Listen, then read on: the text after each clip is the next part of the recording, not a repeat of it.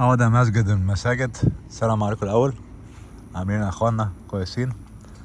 اتمنى كل شيء يكون كويس وكل عام وانتم بخير، رمضان كريم للجميع.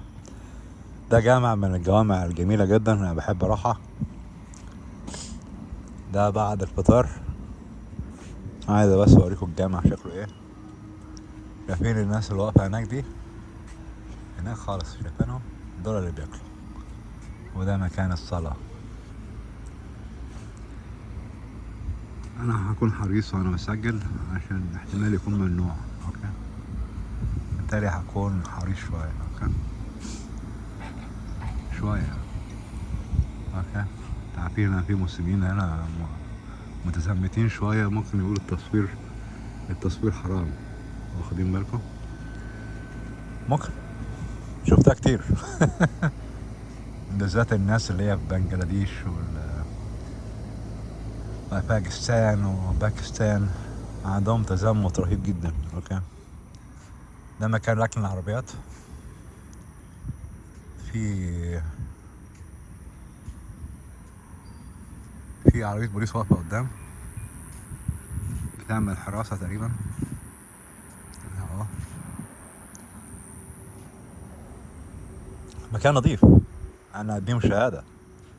الناس دي نضاف، اغلبهم عرب سوريين، هندوة، باكستانيين اغلبهم.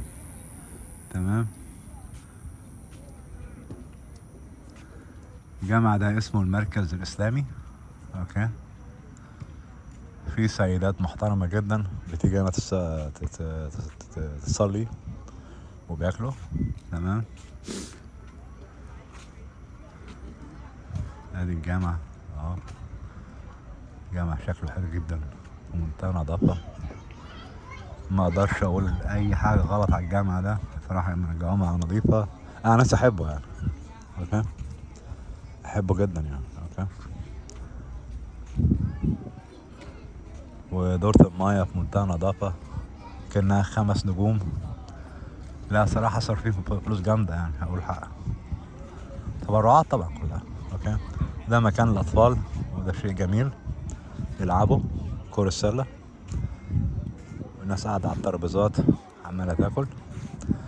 ما اقدرش اقرب اكتر من كده لان انا ممكن حد يزعق لي، بس انا ولا يهمني التخين يعني. اوكي، قاعدين واقفين اهم عاملين زي الغيلان، كل واحد عمال ياكل.